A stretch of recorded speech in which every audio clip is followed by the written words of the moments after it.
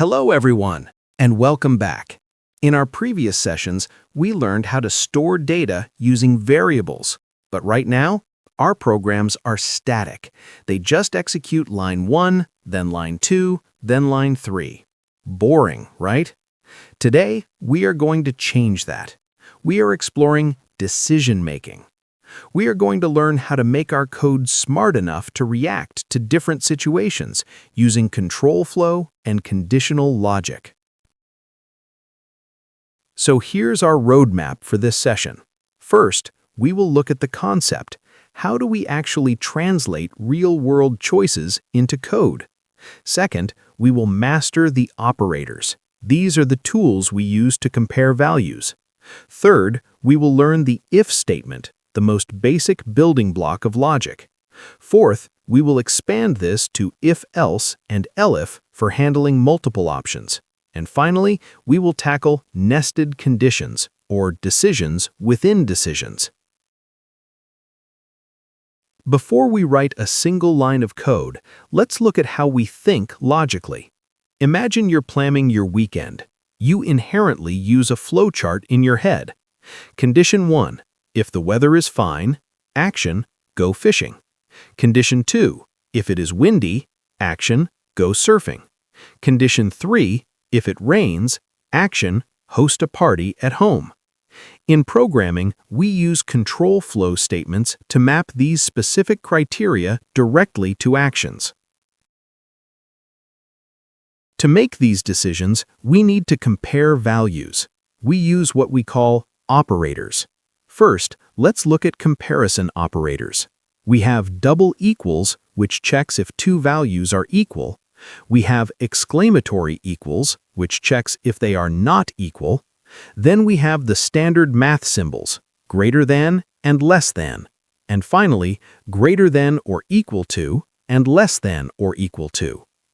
Second, we have logical operators. First is and. This returns true only if both conditions are met. Next is or. This returns true if at least one condition is met. And lastly is not, which simply reverses the result. True becomes false. Now let's look at the syntax. The most basic form is the if statement. The code inside this block runs only if the condition is true. There are two critical rules here to remember. Number 1, you must end the condition with a colon. Number 2, you must indent the code block. In Python, this usually means hitting the spacebar 4 times. For example, let's say we have a variable x equals 200. We write, if x is greater than 100, colon. Then on the next line, we indent and write print, open parentheses, quote, x is greater than 100, quote, close parentheses. Because 200 is indeed greater than 100, the message prints. But what if the condition is false? We need a backup plan. This is where if-else comes in. It handles binary choices. Let's change our variable so x equals 50. We write, if x is greater than 100, colon, indent, print, quote, greater, quote. Then we jump back to the start of the line and write else, colon, indent, print, quote, not greater, quote. Since 50 is not greater than 100, the first block is skipped entirely, and the code inside the else block runs instead. Life rarely has just 2 choices, though. Sometimes we have 3, 4, or 5 options. For this, we use elif, which stands for else if. Imagine a grading system.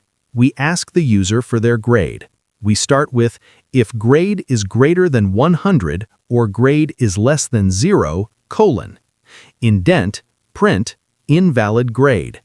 Then we try the next option, elif, grade is greater than or equal to 80, colon. Indent, print, high distinction. And another one, elif, grade is greater than or equal to 70, colon. Indent, print, distinction. Python checks these sequentially. As soon as it finds one true condition, it executes that block and ignores the rest. Finally, we have nested if statements.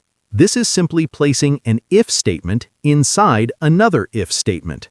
We use this for hierarchical decisions.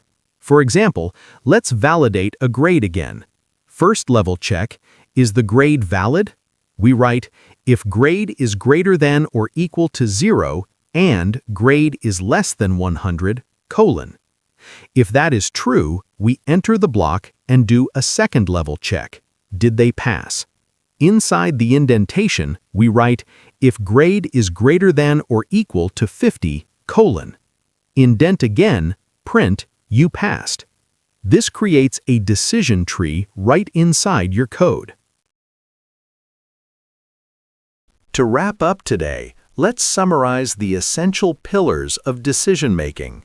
First, control flow.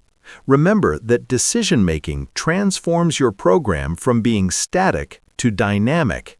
Instead of just following a straight line, your code can now react differently based on the data it receives. Second, the logic structure. Think of the hierarchy. If is the entry point. It always checks a condition first. Elif stands for else if. It checks alternative conditions if the previous ones failed. And else is the catch-all bucket. It runs only if everything else was false. And finally, syntax essentials. These are the rules you cannot break. The colon must appear at the end of every if, elif, and else line. And indentation. Python relies on whitespace, usually 4 spaces, to define which block of code belongs to which condition. And finally, Boolean logic. Every single condition you write must evaluate to either true or false. Use your comparison operators like greater than or double equals to compare values. And use your logical operators like and or to combine multiple checks into one. In our next session, we will take this logic and apply it to repetition. We will explore loops, learning how to automate tasks using for loops and while loops. Thank you for your attention.